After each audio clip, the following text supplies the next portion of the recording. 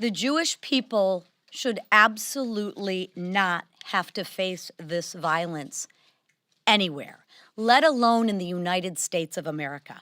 Recently, 2 young people were shot and killed in our nation's capital in an anti-Semitic attack. And if that wasn't enough, Holocaust survivors are now actually being burned alive. This is the outcome of everyone not condemning anti-Semitism everywhere, especially on our college campuses, which have become a breeding ground for vile hatred. And failing to condemn these acts are the same as enabling these acts. And the lack of consequences for those failing to condemn these acts has resulted in Jewish people dying. Let me be clear on that. Things have got to change. Otherwise, I hate to say it, buckle up, because that's not the last attack that we've seen. And we haven't seen the last attack on college campuses, synagogues, or communities coming to a place in your community. This type of anti-Semitic behavior needs to be dealt with, and it needs to be dealt with swiftly. And everyone, I'm going to repeat, needs to condemn this. And what makes the attack in Boulder even worse is that it was committed by an illegal alien. Wow, that's a shocker. Who could have predicted that? And I hate to say it, he might not be the only one plotting an attack. Why? Because under Biden, he let in tens of millions of illegal aliens. So the risk is even greater. Folks, this is a serious situation that we need to begin to deal with, and deal with it swiftly. And that's why the Senate must pass the one big beautiful bill. Congress must give our law enforcement officers the resource they need to detain and deport violent, illegal criminals. Given this shocking news, Democrats spent Memorial Day in El Salvador honoring and remembering MS-13 instead of here in our country honoring Americans who actually paid the ultimate sacrifice. I mean, honestly, what's next? Is a Democrat gonna fly to Boulder to visit the illegal who burned Jews alive? Is that what's next for the Democratic Party? The contrast between Republicans and Democrats couldn't be more clear. Democrats stand with illegals. House Republicans stand with the American people. Democrats voted to raise taxes on hardworking Americans when not one Democrat voted for the big, beautiful bill. House Republicans, on the other hand, voted to avoid the largest tax increase in history. Democrats want your small businesses to close and for you to lose your jobs. House Republicans want Main Street to thrive and survive and flourish. When we passed the One Big Beautiful Act, we kept our promises. Despite constant doubt, now we urge our colleagues in the Senate to pass this transformational legislation. The American people can't wait any longer. This is a critical piece of history that we must get done. Now, I want to turn it over to Rep. Mark Mesmer of Indiana, a member of the House Education and Workforce Committee, Armed Services, and Agriculture Committee. Thank you. Thank you to House leadership for inviting me here to speak on the incredible success of the One Big Beautiful Bill. House Republicans are committed to delivering the golden age President Trump promised the American people when he ran for office. The reality is, because of the great investigatory work of DOJ and the Trump administration have made public, and our Agriculture Committee work in the House, there's actually far more fraud, waste, and abuse present in federal spending than anyone imagined. What has been uncovered is appalling. The One Big Beautiful Bill controls the growth of federal spending on SNAP and restores integrity to the bipartisan work requirements passed decades ago, protecting the SNAP program for those who truly need it. For the first time ever, the bill holds states accountable for inaccurate benefit payments. I believe our work marks a new era of efficiency and fairness by encouraging modest state contributions. I'm proud to say that the language passed on the House floor also includes historic investments in conservation to support the best stewards of our land, the American farmer. The bill refuses to neglect rural America. With incredible improvements to the farm safety net, our farmers will be supported as they bring healthy, safe, and affordable food to the kitchen tables of Americans. What we passed in the House is both a lifeline to those who need it most and a promise to the American farmer that we cannot and will not take lightly the importance of their hard-earned contributions to our nation. Thank you. Thanks, Mark. On Sunday afternoon, we witnessed yet another horrific anti-Semitic terrorist attack on U.S. soil. While a peaceful group marched to call for the release of innocent hostages held by Hamas, an evil man launched a well-thought-out, deliberate attack intending to kill, quote, all Zionist people, end quote. As he threw Molotov cocktails into the crowd, he shouted, "Free Palestine." As you've already heard, we need to be clear about this. The violence we are seeing against the Jewish community here in America is a direct result of the left's refusal to condemn and combat anti-Semitism. Sadly, this evil ideology has not only been tolerated by the left, it has been encouraged and enabled. When rampant anti-Semitic behavior exploded on college campuses in the wake of October 7th, Joe Biden and the Democrats refused to hold these universities accountable. Even sitting Democrat members of Congress regurgitated talking points from Hamas terrorists and normalized riots that do the same. It's unacceptable. To add insult to injury, the Colorado terrorist was, again, an illegal alien who was allowed in the United States by the Biden administration. For 4 years, Joe Biden and the Democrats failed open border policies, welcomed unknown members of potential terrorists into our nation, setting the stage for scenarios like the one that we saw this week. By letting millions of unvetted illegal aliens into our communities, the Biden administration left a national security mess, and the Trump administration is racing to clean it up. Border security and deportation efforts are urgent. Lives are at stake. Our One Big Beautiful Bill strengthens these efforts by providing additional funding for more deportations, more Border Patrol agents, and more border wall. We're going to continue to work with the Senate to get this done for the American people. And as we've said every week since we started this march, failure is not an option. The safety of our communities depends on it. With that, I turn it over to our leader. Thank you, Whip. We all mourn those who were the victims of these attacks here in Washington, D.C., as well as in Boulder, Colorado. And it just unfortunately highlights this continued anti-Semitism we've seen around the country. Last week I met with Jewish leaders, and they're understandably concerned about this trend that keeps going on. It's been going on for years.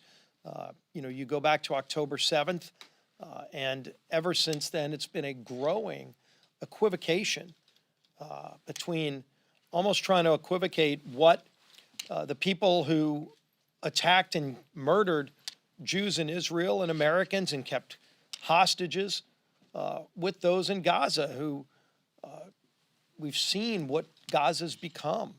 And all of those who want to clean up Gaza. President Trump's made it clear. Prime Minister Netanyahu's made it clear. They want to turn Gaza back into a place where you don't have to fear for your life that it's going to be a terrorist hotbed. And yet there are people that want to sympathize with the very terrorists who want to continue to not only carry out evil against Israelis, but against people here in America and all across the globe. It's got to stop. We're going to continue to bring legislation on the House floor to address it. Now, do want to talk about the One Big Beautiful Bill. This House came together in a way that maybe surprised some people here in Washington. We've defied the odds every step of the way, from the first vote on the budget to the second vote on the budget to final passage. But there's a reason for that. And, you know, as the whip just said, we've said all along, failure is not an option. I've been asked by some in the press, what's plan B, when there were reports that the bill was going to fail? And we were very clear, and it wasn't just a talking point. We said there is no plan B. The American economy, the voters of this country demanded that Congress deliver on the promises that President Trump made to get this country turned around. And what we do in this bill delivers on so many different fronts to help grow America's economy, to create jobs, to put more money in the pockets of hardworking families. That's been the focus of this bill from the very beginning. And I think there's some people that start reading too many Congressional Budget Office reports and ignore the lessons of history. And there's an old saying that if you ignore the lessons of history, you're doomed to repeat it. But I think it's important to go down that road of history and go back to 2017. You don't need to go back that far to see how wrong the CBO has been when it comes time to make prognostications on economic growth. They've always been wrong, and they've always ignored what tax cuts will do to grow the American economy. In 2017, when we started this process, when President Trump came in and said, we're going to make America competitive again, we were at a 35% corporate rate, and we were losing jobs all across the globe. Every month you'd see a great American company move to a foreign country, and they would take the jobs along with them. Millions of jobs were leaving America. They were called inversions. You don't maybe know that term as well anymore because we haven't had an inversion since we passed TCJA in 2017. But if you go back, look at what CBO said about that bill. They said it would cost a decrease in revenue to the tune of $1.5 trillion. $1.5 trillion. Now you go look at the numbers, they were off by more than $1.5 trillion. Because what they left out of that report, just like they're leaving it out again, CBO's making the same mistakes, they ignore economic growth. What we saw in 2017 when we cut taxes is that businesses started growing. They started giving pay raises to their workers. They hired millions more people. Unemployment went virtually to zero. Inflation dropped dramatically. People had more money in their pockets because wages were up. And all of those things produced more money for the American Treasury. It all happened, and yet CBO failed to recognize that. And they're making the same mistake again. And anybody who repeats CBO's analysis is also making those same mistakes. If you ignore the growth that will come with keeping tax rates low, with helping businesses invest more in their workers, giving pay raises, putting more money in the pockets of waiters and waitresses, overtime workers not having to pay taxes on overtime, bonus depreciation, immediate expensing, all the things that will generate economic growth and ultimately put more money in the pockets of workers and send more money up to the federal treasury here in Washington. CBO missed all of that in 2017, and they're missing it again this time. That's the only way they come to a conclusion that it would increase the deficit. This bill will actually reduce the deficit if you recognize the historical economic growth that has always been there. To say you're going to get 1.8% growth, at a minimum, we think you can get 2.5% to 4% growth. Scott Bessent, the Treasury Secretary, says over 4% economic growth. So I get that, we've got to play by the rules of the referee, but the referee's been wrong. We got a referee that tries to sack our quarterback a lot, and yet we still manage to play by those rules and deliver for the American people, because when this bill is passed and signed into law, hopefully by July 4th, when the Senate does their work, you're going to see economic growth in this country like we haven't seen in generations, meaning more pay in the pockets of workers, and you're going to see more Treasury money coming in because of the growth in the American economy. It's happened before, and it will happen again. We just need to keep moving forward, and the Senate's got the bill now, and I'm confident they're going to move it on and ultimately back to us, to the president's desk. And finally, you saw yesterday, the White House sent the rescissions package. This is the first maybe of many. We are now putting that in bill format. We'll file that bill hopefully by tomorrow and then bring it up to the floor quickly and get rid of more waste, fraud, and abuse in the federal government. This will deal with, obviously, the abuses we all saw at USAID, NPR, and public broadcasting. So those are the things that are going to be in this rescissions package. We're going to continue working with President Trump to root out waste, fraud, and abuse and get the American economy turning around again. And the person who's leading that charge is our Speaker, Mike Johnson. Thank you. Rarely do I get to raise the podium, so let me do this for a second. Great to see you all this morning. Look, our leadership team had very much looked forward to this press conference, our weekly press conference with you today, because we wanted to celebrate this historic passage of our big, beautiful bill 4 days before Memorial Day, our self-imposed deadline. And that's a big achievement, and I'll address it. But obviously, our attention has been diverted and our mood very much dampened by these atrocities that continue against our Jewish friends and neighbors.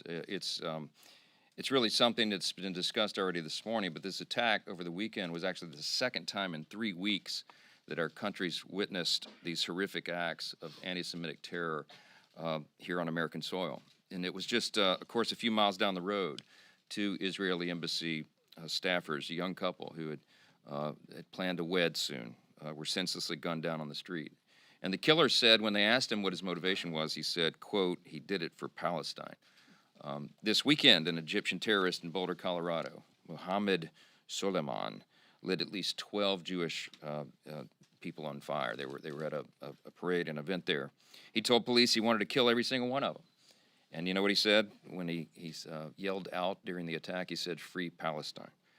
We also can't forget that in April, a terrorist burned the governor's mansion in Pennsylvania, attempting to kill Jewish Governor Josh Shapiro and his sleeping family inside. Search warrants found that the terrorist targeted Shapiro because of, quote, perceived injustices against Palestine. There's a theme here.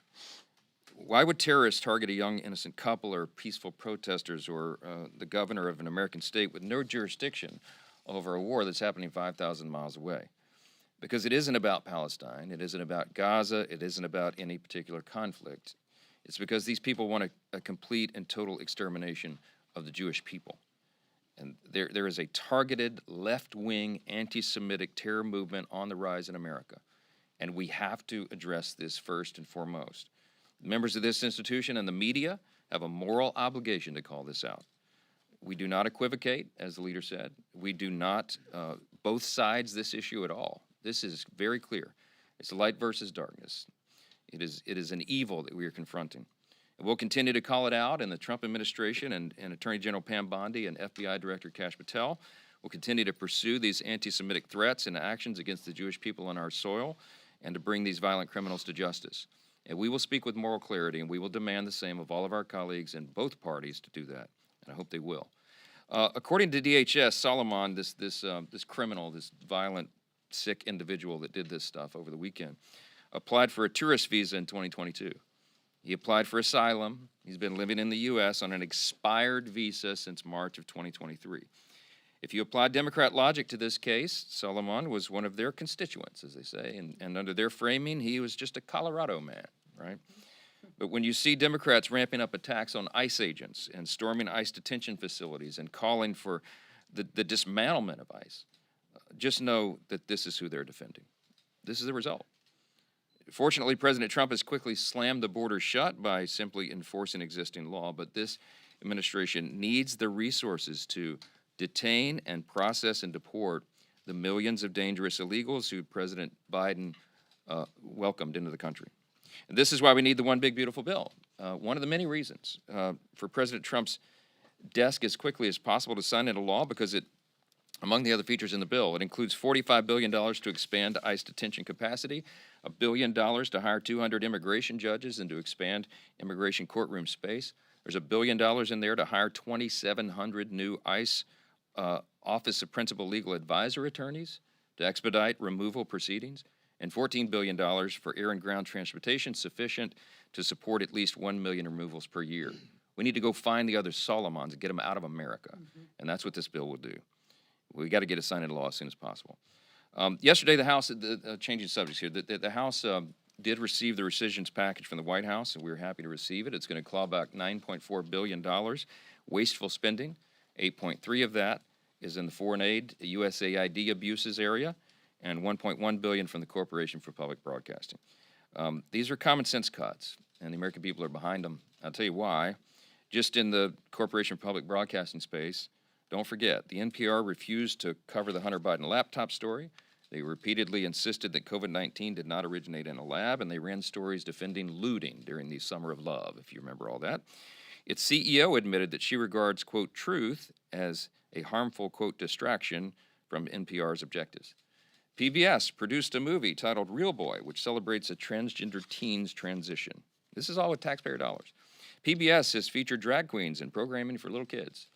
There is no reason for any media organization to be singled out to receive federal funds. We're in a different era now, especially those that appear to have so little regard for the truth. On the foreign aid front, we're cutting things like $6 million for net zero cities in Mexico, $4 million for sedentary migrants in Colombia, whatever that means, $3 million for Iraqi Sesame Street, $2 million for teaching young children how to make environmentally friendly reproductive health decisions. We're not making this stuff up. $1 million for voter ID in Haiti, while they oppose voter ID here. This rescissions package is the manifestation of the DOGE effort, which has transformed the way American people view government, and it's going to ultimately ensure greater accountability in government going forward. In addition to codifying the work of Elon Musk and DOGE, this week the House will continue to codify the president's executive orders. We've got 3 of those on the floor this week. The list real quick, Representative Beth Van Dyne's American Entrepreneurs Act ensures taxpayer-funded loans go only to Americans, codifying President Trump's executive order to end taxpayer-subsidized open borders.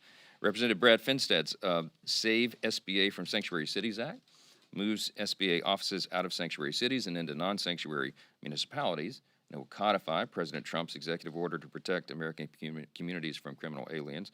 And the last one this week is Representative Rob Bresnahan's CEASE Act, which aligns with recent action taken by the Small Business Administration to restore oversight capabilities to the SBA by limiting the number of for-profit small business lending companies. These are common sense provisions. They deserve to be signed into law, and this is a continuing series of things that we've signed into law, executive orders. There are many more to come, and you'll see the House continue that effort in earnest this week. Let me take a few questions. I can guess what they'll be. Chad. How can you explain the fact that Republicans voted for this interim spending bill back in March, greenlighting this money, and 2-3 months later, then you want to take back that money? That seems inconsistent. Well, if you're talking about, for example, this USAID money and this kind of stuff, That was approved in the CR back in. Yeah, it was. And here's the point. This is a critical point. When I met with Elon in his office back in early February, he had just gotten into it. They were just uncovering the USAID abuses, and they went after USAID first for their review, their audits, because USAID screamed the loudest, opposed the loudest of this accountability measure, and so they effectively put the scrutiny target on their own backs. And Elon and I were in his office late one night. We were talking about this, and I said he had finished USAID. They were just starting on Social Security, and he was finding all these abuses. And we were talking, and he and I were getting increasingly excited together about this new era of accountability. And it occurred to me we were excited for different reasons. And I said, Elon, you're excited because you're looking at this as a data analyst and a scientist, and I'm looking at it as a constitutional law attorney and a legislator and his novice historian, right? But this is about more than saving money. This is about restoring the framers' original vision for the Constitution. The framers of our magnificent form of government, our matchless Constitution, what they envisioned, and in fact what they designed, was a small, lean federal government. They wanted most of the power reserved for the states, for the people at a local level, the closer to the people, because there's more accountability and efficiency. And so the DOGE effort overall, what it does is it restores the framers' vision, because what Elon was able to do, what he's been able to do, what DOGE is able to do, its lasting legacy, is they cracked the code. They got inside the belly of the beast. He was inside the bureaucracy of the agencies with his algorithms, crawling, finding all the irregularities and the abuses. He did something we had never been able to do before, Chad, not as long as I've been in Congress in 9 years, and not for decades. I told Elon that night, I said, you're doing something that we were not capable of doing. We've tried to perform our oversight responsibility, but Congress has not been able to get the things that uncover the abuses that you found. We didn't know we were funding transgender operas in Peru, obviously, right? We would have stopped that. But our committees did their diligent work. They've done oversight. They've had hearings with the heads of the bureaucratic agencies, the executive agencies. Subpoenas have been issued. But never did they turn over this level of data and this level of detail. It was unknowable to us until now. And so, yes, we can't act fast enough. on these rescissions to claw back these abuses because it happened without Congress's knowledge. And that's a really important thing to point to. And look, you give credit where credit is due, and I credit Elon and the Doge effort for doing that. Doesn't that undercut Congress? I mean, if that was No, Congress. no, Chad, no, Chad, I what it- understand the uniqueness of his situation. Yeah, but what it's going to do, the lasting legacy of this, and the reason it's so important, the reason they deserve accolades, is because they have done a reset in Washington. Now, everybody knows what the abuse is, not just Congress, but the American people. And we'll be able to demand and ensure greater accountability going forward, and that is a huge innovation. Vice Row, yeah. Elon Musk was sort of alluding to electoral threats against Republicans who voted for the big beautiful bill. I mean, he spent $290 million in the 2024 election. How much of a threat is this to keeping the majority in 2024? Look, let me just address the Elon controversy and tell you that I consider Elon a friend. He's obviously brilliant. I just told you we credit him with all the big changes with Doge and everything else. It's curious to me what happened this week, and I mean, full disclosure, Elon and I had a great conversation, about a half-hour long talk on Monday this week. Monday morning, and we talked about the big beautiful bill because I think he was trying to make a joke a couple of days earlier. It can't be big and beautiful, and I started the conversation. Oh yes, it can, my friend. It's very beautiful. So we talked about all the record level of savings. My friends, no government in the history of mankind has ever cut $1.6 trillion in a piece of legislation. We're doing that here. I mean, the extraordinary level of savings and the historic level of tax cuts at the same time, and all these great policy prescriptions. And I talked to Elon through all that and explained to him what we're doing, and that this is just the beginning of a long process of making government more efficient and effective, of cutting wasteful spending, fraud, and abuse. And you can't do it all in one bill. It took Congress decades to get to this situation. It's going to take us a little while to get out of it, but we have a very specific plan to do that. And Elon was encouraged by that conversation. We had it was a very friendly, very fruitful conversation together. And he and I talked about the midterm elections, and he said, I'm going to help. We got to make sure that the Republicans keep the House majority. We can't have the president impeached, which is what the Democrats would do on day one, as we all well know. And we've got to continue this. The Trump administration needs 4 years to do all this reform, not 2 years. The Biden administration, Biden-Harris, made such a disaster of every metric of public policy, it's going to take us more than one bill to fix it all. Elon and I left on a great note. We were texting one another, happy texts, Monday. And then yesterday, 24 hours later, he does a 180 and he comes out and opposes the bill. And it surprised me, frankly. And I don't take it personal. We don't take it personal. Policy differences are not personal. I think he's flat wrong. I think he's way off on this, and I've told him as much, and I've said it publicly and privately. I'm very consistent in that. But am I concerned about the effect of this on the midterms? I'm not. Let me tell you why. Because when the big beautiful bill is done and signed into law, every single American is going to do better. This bill is geared for middle and working class Americans, and they are going to feel the effects of it, and they're going to feel it before the midterm elections. So I have no concern whatsoever. I'm absolutely convinced that we're going to win the midterms and grow the House majority because we're delivering for the American people and fulfilling our campaign promises, and we'll see how that happens. Second row, Reverend, yes, ma'am. You floated a second reconciliation package. What would be in that second package once y'all get to it? You know I'm not going to tell you that this morning. Great question. No, yeah, let's get the first one done. Leader has been around Washington a while. Look, I said this is the beginning of a process, and what you're going to see is a continuing theme of us identifying waste, fraud, and abuse in government, which is our pledge of common sense, restoring common sense and fiscal sanity. So we have lots of ideas of things that might be in that package, but as you note, for the first reconciliation package, for the big beautiful bill, we worked on this for about 14 months. I mean, this wasn't something we just drew up overnight. So we'll go through that same laborious process, and it'll be fruitful in the end, and we'll do right by the American people. Front row. You mentioned that you talked to Elon on Monday. He made this 180. What do you think changed? Why do you think he's coming out against this now? And have you spoken to the president and Elon since the infamous tweet? Well, I'll tell you, I called Elon last night and he didn't answer, but I hope to talk to him today. I mean, it's not, it's very friendly, and we've laughed about our differences on policy before. I'm not upset about this, and I think he understands, and he's acknowledged to me before, that this is so serious that we can't fool around with it. I mean, the debt cliff is approaching very quickly, right? All the things that are in this bill are so important for the U.S. economy. It's going to be jet fuel for the U.S. economy. All boats are going to rise. And the sooner we do that, the better. And the risk of not getting it done is enormous, not just for the Republican Party, but for the country. We got to do this. We're going to have the largest tax increase in U.S. history at the end of the year if we fail, and all the other calamities that we've talked about. So we've got to get it done, and I think Elon understands the weight of that, and I hope he comes around. I'd love to talk to him this week, and I hope he calls him back today. I talked to President Trump, all the time, multiple times a day. Obviously, we've talked about this. As you know, he's not delighted that Elon did a 180 on that. But look, I don't know what happened in 24 hours. Everybody can draw their own conclusions about that, okay? But I look forward to talking to my friend about it again, and I'm not upset about it, all right? Yeah. Olivia. You brought up EV mandates when you were talking about Musk previously. Is that what you think is his motivation for opposing the bill? Manu brought up EV mandates, not me, okay? And I said that everybody can draw their own conclusions about that. Look, I don't subscribe motive to anybody. I try not to do that. It's a good way to live. I just believe that we got to do the right thing by way of policy, and I hope everybody understands. They might not think the bill is perfect in some respect. I mean, a bill that's 1,100 pages long and covers every area of policy and the budget that ours does. Very few people are going to say that's a perfect piece of legislation. But I hope everybody will evaluate that in both parties and everybody and recognize, wow, the benefits of this far outweigh anything that I don't like about it. And that's why we're excited about it. And I hope our mood is not dampened next time we're together, because we're going to celebrate this thing, getting it over the line by July 4th. Thank y'all. Appreciate it. Thank you.